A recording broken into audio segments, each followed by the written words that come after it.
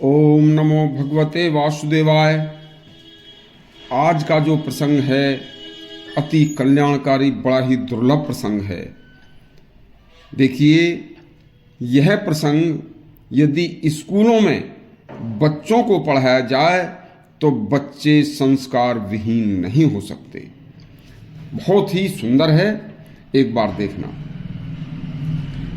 वैशंपायन जी ने गुरुकुल में अपने समस्त शिष्यों को यह उपदेश दिया था कि यह लोक और परलोक दोनों एक साथ कैसे सुधरें, इसका कोई उपाय बताइए।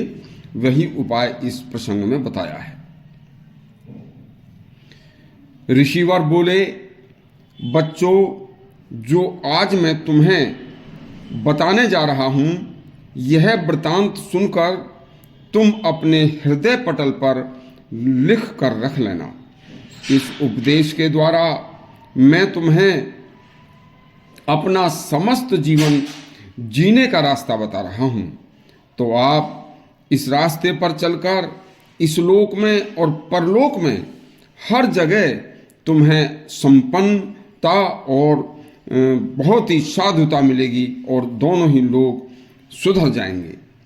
तो इस मृत्युलोक में जन्म लेकर भी देवताओं के समान बनकर सुख, समृद्धि व सम्मान का जीवन जियोगे। तो सुनिए, मनुष्य को गीता रूपी दैवी संपत्ति का सहारा व आश्रय लेना चाहिए। गीतोक्त आश्रय से मनुष्य का स्वभाव स्वतः ही देवताओं के समान हो जाएगा, जिसे वह सभी में आत्मवत सर्वभूतेषु की दृष्टि रखेंगे। देखिए, ऐसा व्यक्ति हमेशा सभी जीवों व मनुष्यों का हित चिंतन करेगा तथा स्वप्न में भी कभी किसी का अनिष्ट नहीं सोचेगा। सर्वत्र ईश्वर व्याप्त है, सभी में ईश्वर का अस्तित्व है।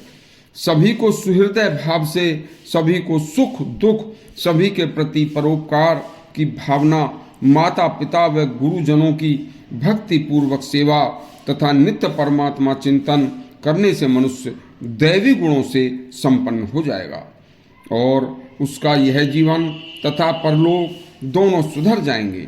मनुष्य को इस लोक की तरह परलोक को भी मानना चाहिए। अच्छे व बुरे का फल परमात्मा देते हैं, यह अवश्य भोगना पड़ता है, यह विश्वास रखना चाहिए। अपने पितरों व अपने पूर्वजों को कभी नहीं भूलना चाहिए। वेद व वेदोक्त कर्मों में विश्वास रखना चाहिए। पर निंदा, पर हानि से हमेशा बचना चाहिए। दूसरे का हक व पराये धन पर कभी कुदृष्टि नहीं रखनी चाहिए। वेद, गीता, रामायण की कथा पढ़कर सुनकर उन पात्रों जैसा चरित्र जीने का कोशिश करनी चाहिए। अपने बच्चों को ऐतिहासिक, पौराणिक व धार्मिक कथाएं अवश्य सुनानी चाहिए, तभी उनका मन उज्जवल होगा और पवित्र होगा। भोजन हमेशा सात्विक ही होना चाहिए। हमेशा आश्रम व गुरुकुल की मर्यादा का ख्याल रखना चाहिए। अपने द्वारा किए गए धर्म व दान की प्रशंसा कभी नहीं करनी चाहिए। पर पुरुष की निंदा, गुरु, ब्राह्मण, साधु, महात्मा, देवताओं की निंदा कभी नहीं करनी चाहिए, ना ही सुननी चाहिए। मनसा वाचा कर्मणा, मन से, वाणी से, कर्म से कभी भी किसी की आत्मा को कष्ट नहीं पहुंचाना चाहिए। धर्म करने से उत्तम लोक की तथा अधर्म करने से अधम लोक की प्राप्ति होती है। धर्म करने से सभी दुखों की निवृत्ति और सुख की प्राप्ति होती है। परमात्मा सबके शुभ और अशुभ कर्मों को देखते हैं, उसी के अनुसार दंड भी देते हैं। परमात्मा की कृपा के बिना मनुष्य कुछ कर ही नहीं सकता। संतान, धन, विद्या, बल, आरोग्य, सभी सुखों की प्राप्ति भगवान की ही कृपा से होती है, यह विश्वास रखना चाहिए। परमात्मा सबका रक्षक है, पालक है, उसका हमेशा स्मरण करते रहना चाहिए। पुरुष को अपने स्वयं माता और पिता व अपने गुरु की सेवा ईश्वर समझकर करनी चाहिए। वह स्त्री को अपने पति व सास ससुर की सेवा भी ईश्वर की भांति करनी चाहिए। परिवार के सभी सदस्यों को परिवार में अति प्रेम में एक दूसरे पर अति विश्वास करके सुखपूर्वक रहना चाहिए। गाय, साधु, संत, विद्वानों का आदर व संध्या भजन, अतिथि की सेवा व तीर्थ यात्रा अवश्य करनी चाहिए। धनवान को धन का दान, श्रमिकों को श्रम का दान, विद्वान को विद्या का दान और बलवान को अपने बल का सही दान अवश्य करना चाहिए।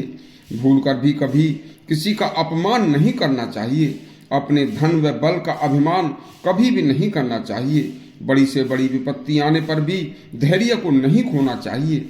मानव जीवन बार बार नहीं मिलता, इसलिए इसका सदुपयोग करना चाहिए। भगवान को हमेशा याद रखना चाहिए। इस तरह के दुर्लभ और कल्याणकारी ग्रंथों के प्रसंग सुनने के लिए हमारा चैनल सब्सक्राइब करें तथा घंटी अवश्य दबाएं। धन्यवाद।